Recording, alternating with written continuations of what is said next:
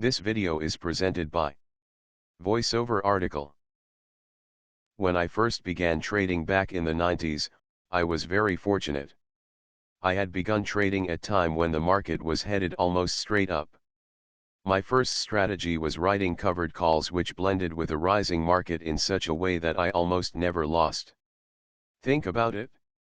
When most stocks are rising and the options are rich with premium, it's very easy to buy a stock at $9, sell a $10 call for $1.50, then just sit back and allow your stock to be called away from you for some very nice profits, indeed.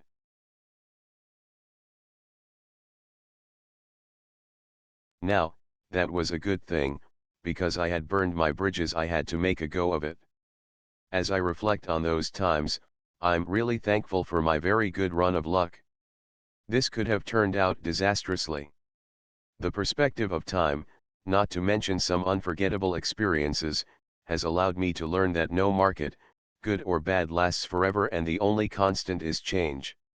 Under such conditions, I learned to roll with the flow, adjusting my strategies to match market conditions. Changing markets. One of my greatest concerns has been how to deal with a changing market insofar as the strategies are concerned. Which ones work in a rising market? What do you choose when the market turns down? I'm sure there are several books in that area, so I want to focus on something we trade in the After Hours Trading Lab. If you're not familiar with that, understand that in the evenings, I meet with other traders and we set up trades we will put into play the next morning on their way to work. The After Hours Lab concentrates on both medium-term, 30 to 90 days, and long-term, over 90 days, trades.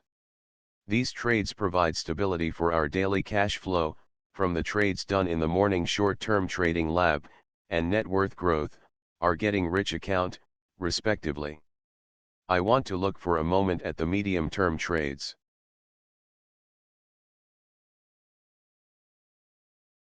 Medium-term trades.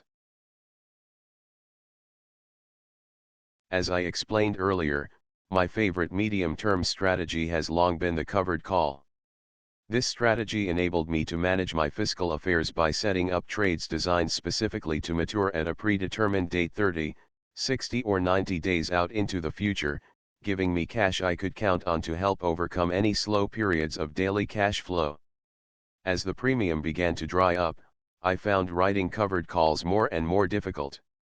I began to look specifically for those stocks which were volatile, yet more or less predictable, which could be used to temporarily replace covered calls as my medium-term strategy of choice.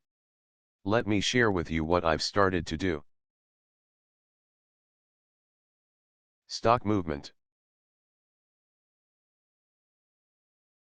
Let's look for a stock which moves a lot. I have my chart navigator system provide this by automatically calculating the average daily range of stock for the last month or so. I will then look only at the stocks which have at least $1.50 or more movement each day. In the trading labs, we've become so familiar with this concept of ADR that we find it second nature to just toss the ones with small daily movements on most of our strategies. But it's not enough to simply recognize stocks that move a lot. You have to have some idea of which way they are most likely to move, and that is the fly in the ointment, especially in an uncertain market. So we further narrow the search of high volatility stock to only those stocks which move within a somewhat predictable range, much as a channeling stock. Here, for example, you see a stock trading between $32 and $42, presently resting in the middle of the channel. The average daily movement of the stock is around $2.40 or so. Given these facts, let's look for a few more characteristics. First, notice that the stock has remained close to or within this range for several months. Additionally, each oscillation takes about a month, moving from the top of the channel to the bottom. Bottom line, this stock is moving a lot but going basically sideways. Now, let's trade this one. Medium term. If we can do that regularly, then perhaps we can stop worrying about the availability of covered call trades. The trade. Before you trade a stock, it's generally a good idea to know which way it's going. That's the challenge. Unless you're into predicting the future, crystal ball, or using technicals, highly detailed crystal ball, or have highly placed friends within the company to help, illegal, you're just guessing. Maybe up. Maybe down. We know it moves a lot, so it's probably not going to be the same price tomorrow. It moves a lot, it might go up, it might go down, it probably won't go sideways from $35. Eureka! That's it? Trade it both up and down. Those are the only two ways it's likely to go. Remember the high daily movement. We know we can't buy the stock and short the stock, at least not in the same account, so why not buy a put and a call? In this case we might consider buying the $35 put and the $35 call. Typically referred to as a long straddle, the position allows us to profit no matter which way the stock moves, usually dumping the losing side of the straddle when the movement direction becomes evident.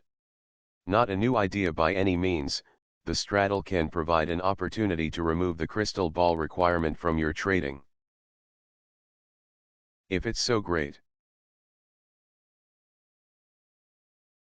That's great as far as we've gone, but as I said, this one has been around for a while, so if it's so great, why isn't everyone doing it? The answer lies in the trades management, which we'll get to next newsletter.